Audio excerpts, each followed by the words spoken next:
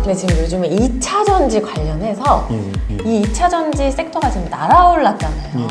지금이라도 요거 사도 될까 고민하시는 분들 많으신데 어떻게 생각하세요? 저는 이제 주식에서는요, 진짜 고점에서 보이는 답이 없어요. 여러분 안녕하세요. 쩐업주부예요.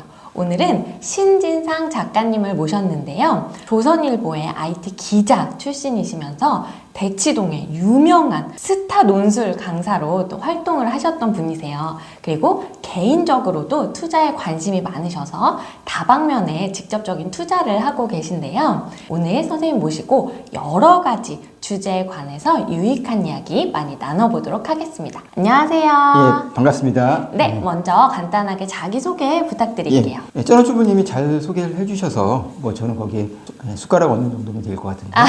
네. 저는 한마디로 말씀드리면 지금은 이제 입시 컨설팅 일을 하고 있고요. 그리고 요즘 학부모들이 정말 의대를 많이 보내고 싶어 하잖아요. 네. 의대를 가는 학생들을 쭉 관리를 하는 그런 입시 컨설팅, 의치한 한약수라고 하는데 네. 그 학생들을 가장 많이 지도하고 네. 또 그들이 이제 대학 가기 전에 고등학교 때 쓰는 생기부라는 게 있어요. 네네. 그 생기부에 어떤 도움을 많이 주는 그런 입시 전문가이기도 합니다.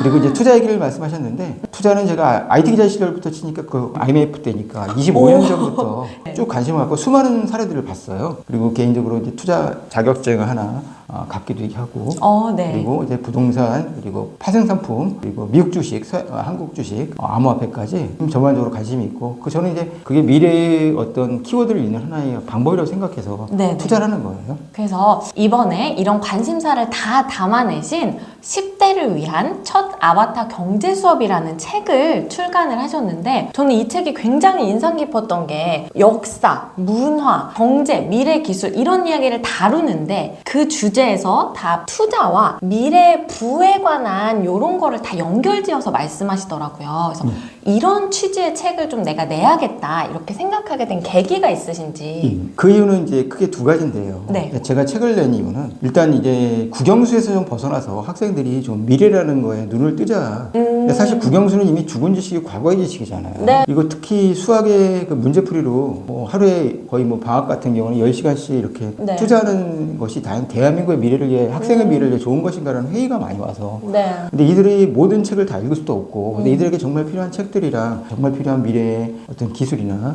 투자 무엇보다도 앞으로 이 학생들은 이제 커서 투자를 하지 않을 수 없는 사람들인데 네. 좀 미리미리 좀 공부를 해서 많은 경제 마인드를 가지라는 측면에서 저는 이제 사명감을 갖고 쓴 책이에요. 두 번째는 그리고 제가 이제 이런 형태로 제가 이제 학생을 2명을 등장시켜서 네. 주고받으면서 대화체로 풀어갔거든요. 네, 그래서 읽기가 훨씬 쉽더라고요. 그렇죠. 이런 식으로 저는 이제 강사가 전문이고 학생들 앞에서 좋은 길을 만들어가는 이제 리더와 멘토 역할을 하는 게 너무 즐겁거든요. 그래서 그거를 저는 제가 만나는 사람 학생들 외에도 전국의 다수의 학생들에게 해주고 싶어서 그래서 책을 쓴 겁니다. 그러면 지금 이제 이런 투자에 관련된 이런 책을 쓰신 만큼 개인적으로도 투자에 관심이 많으실 것 같아요.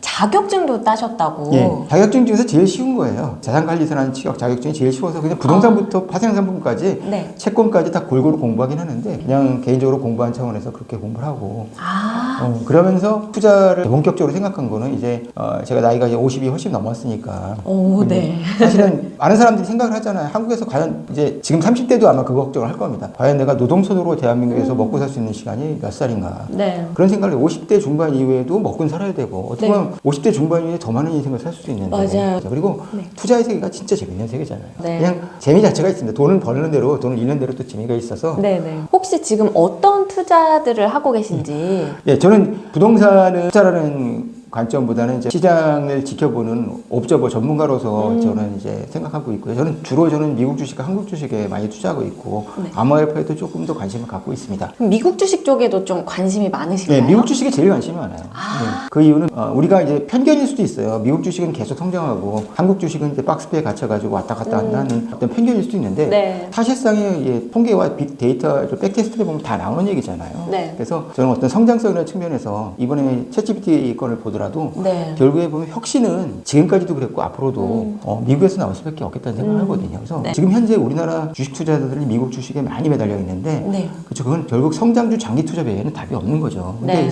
그래서 이런 얘기들 많이 하죠. 가치 투자를 하는 거 뭐 옳다 이거죠. 네. 근데 이건 미국과 한국의 상황이 다르니까 네. 우리는 가치 투자가 통하지 않는 나라다 이렇게 주장하는 사람들 많잖아요. 근데 저는 뭐 거기에 하나에 전적으로 동의할 수는 없지만 여하튼간 성장주 장기 투자라는 관점에서 미국 주식을 보면서 아 정말 이거는 내가 긴 타임 뭐 당장 벌어서 지금 트레이딩으로 매달 생활비를 벌 상황은 아니니까 네. 그러니까 저는 결국 성장주 장기 투자라는 관점에서 5년 길게 보면 10년을 내려보고 들어가는 종목들이 있죠. 그러면 좀 어떤 종목이나 아니면 좀 어떤 섹터를 미국 주식 중에서 좀 유망하게 보고 계신지. 근데 결국 저는 미국 주식도 저는 이렇게 생각을 해요. 미국 주식은 이제 골드만삭스나 이제 메릴린치 같은 어떤 거기에는 펀드 매니저들이 지금 한 명도 없잖아요. 다 네. 컴퓨터 알고리즘으로 바뀌었으니까. 네. 알고리즘과 상대하는 거지만 알고리즘은 철저하게 수급을 통해서 사람들의 마음을 더 빨리 읽잖아요. 그 변수들을. 네. 그러니까 미국의 수많은 개미들 그리고 전 세계에 참여한 투자자들의 마인이 중요한데 저는 미국 투자자들이 어떤 생각을 하냐면요. 네. 일단 미국의 바이든 정부는 무조건 친환경으로 간다. 그죠? 친환경이니까 청정 에너지 쪽이다. 네. 그리고 유럽은 말할 것도 없다.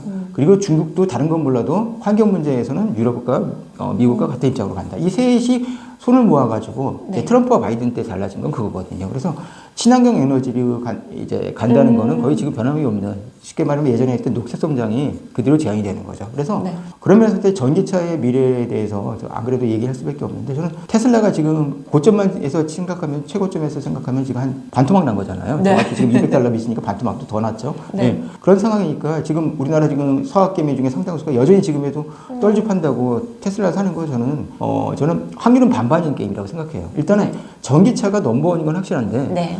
저도 놀랐는데 그런 변인들이 항상 있잖아요. 네. 2022년도에 BID가 그렇게 약진할 줄은 아무도 몰랐을 거라는 얘기죠. 그럼 네. 2023년에 뭐가 또 오고 2024년에 뭐가 올지는 정말 아무도 모르기 때문에 네. 그러니까 그 부분에 대해서 저는 여기서 테슬라만 아니에요. 저도 테슬라를 좀 상당히 관심이 있고 많이 투자하고 있는데 네. 초기에 들어가신 분들이라면은 지금도 많이 그렇죠? 예, 진짜 빌딩 몇 채를 모였겠지만 네. 늦게 들어가신 분들은 지금 많이 물리신 분들도 주변에 굉장히 많더라고요. 네. 근데 저는 일단 테슬라의 비리는 밝게 봅니다. 그리고 저는 작년부터 누누이 테슬라 일론 머스크의 리스크를 제가 그쵸 트위터 인수할 때부터 제가 지적을 하면서 아무래도 작년에는 그쵸 테슬라의 주가가 떨어질 수밖에 없을 거라고 예상을 했었어요. 네. 그러니까 CEO가 그만큼 주가를 끌어올린 것은 결국 CEO 리스크 때문에 떨어지게 돼 있거든요. 세상에서 그래서 테슬라는 과연 지켜보세요. 저도 확신을 못 하겠어요. 진짜 전기차는 분명히 갈 것 같아요. 전 세계에서 내연차를 대체할 것 같은데 네. 정말 테슬라가 이제 반값 전기차로 진짜 연간 1000만 대 지금 토요타 수준의 생산량을 보일지 안 보일지는 네. 조금 더 지켜보셔야 되는 얘기죠. 그런다는 전제하에 네. 테슬라들이 주장하는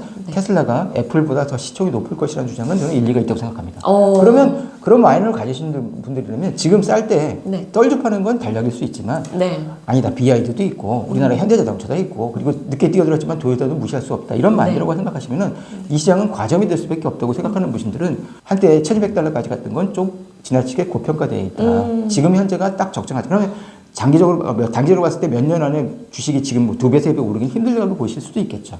근데 또 한 가지 뭐냐면 제가 미국 주식에서 가장 제가 많이 투자하는 데는 엔비디아예요. 이런 종목은 누구나 투자하고 있기 때문에 네. 제가 자신스럽게 말씀드릴 수 있는 건데 네. 저는 엔비디아를 한 7년째 보고 있는데 엔비디아가 그 뜨는 시점은 엔비디아는 결국 비트코인의 채굴과 연결되어 있잖아요. 그러니까 GPU가 비트코인 채굴에 가장 많이 도구로 쓰이니까. 네. 그래서 비트코인이 좋은 애에 엔비디아도 좋아요. 잘 보세요. 정말 제가 그리고 작년처럼 비트코인이 아주 안 좋았을 때는요. 엔비디아도 안 좋습니다. 엔비디아가 지난년도 350달러까지 갔다가 작년 초부터 떨어져가지고 3분의 1 토막까지 났잖아요. 네. 120달러까지 갔으니까. 네. 그러다가 다시 연초부터 올라가지고 다시 저 250달러를 지금 바라보고 있는데 그러다가 지금 다시 파월 때문에 좀 떨어지는 분위기지만 여튼간 엔비디아는 즉 비트코인이 올해같이 상승하는 조짐이 보이는 시점이라 네. 그리고 잘 보시면 메타버스나 인공지능이나 재책에서 강조하는 NFT까지 이 세 분야를 모두 다 컨트롤할 수 있고 여기에 보면 경제적으로 값을 행사할 수 있는 갖추는 곳은 엔비디아 외에는 없어요. 엔비디아 인공지능이나 이런 것은 진짜 제가 봤을 때 충분한 경쟁력이 있고 반도체도 말할 것도 없고 그래서 저는 엔비디아가 제가 볼 때는 우리나라 이제 서학개미들을 많이 투자하고 있지만 네. 저는 정말 생각했을 때 작년에 120달러까지 떨어졌을 때는 정말 주춤할 만한 저는 찬스라고 생각을 했고요. 네. 그리고 사실 지금 250달러도 그렇게 비싼 건 아니었지만 지금 300달러 위에서 썼던 그 물린 사람들이 고점에서 물린 개미들이 많죠. 네. 그래서 그렇지만 저는 엔비디아만큼은 저는 뭐 어떤 경우에서도 좀 팔지 않고 그죠 믿고 가는 겁니다. 그러니까 제 생각에는 서학 개미들 미국 주식 투자하려면요, 그죠 기업 먼저 이제 매매 타이밍으로 차트 분석으로 하시려는 생각 꿈에도 꾸시지 마시고요. 네. 오직 업종 분석과 기업 분석을 통해서 얼마나 성장할 것인가만 지켜보시는 게 답이라는 생각을 합니다. 네. 그러면 지금 말씀해 주셨는데 전기차 관련 말씀도 해 주셨어요. 근데 지금 요즘에 2차 전지 관련해서 한국 주식시장 전체는 사실 좀 그냥 그런데 이 2차 전지 섹터가 지금 날아올랐잖아요. 그래서 지금이라도 요거 사도 될까 고민하시는 분들 많으신데 좀 어떻게 생각하시나요? 저는 이제 2차 전지에 대한 관심이, 그러니까 사실 국민들이 3년 전만 해도 2차 전지가 뭐고 1차 전지랑 뭐가 다른지도 몰랐을 거예요. 맞아요. 그리고 네. 2차 전지의 약점은요, 제가 이제 뭐 저도 공부를 많이 하면서 양극재, 음극재, 전고체 배터리, 이 MCLA 방식, 뭐 이런 다양한 것도 공부했지만 공부하면 할수록 이건 화학공학과 전공자 아니면 쉽게 이해하기가 힘든 네. 굉장히 어려운 분야라는 거예요. 네. 근데 제가 이제 딱 그 말씀을 드리고 싶은데요. 2차 전지는 작년에 우리 주식이 만약에 2차 전지가 없었으면은 작년에 우리나라는 틀림없이 2200이 하한선이 아니라, 그쵸, 하방이 아니라 1700, 1600, 즉, 그쵸, 코로나 이전까지 주식이 떨어졌을 겁니다. 네. 그걸 막아준 유일한 지탱의 지지선은 2차 전지가 한 거거든요. 에코프로그램이나 포스코 케미칼이나 네. 그리고 LG엔솔이나 삼성 SD 같은 기업들이 한 거죠. 네. 그래서 2차 전지가 대한민국을 먹여 살릴 미래의 차세대 먹거리라는 주장에는요, 딱 두 가지인 것 같아요.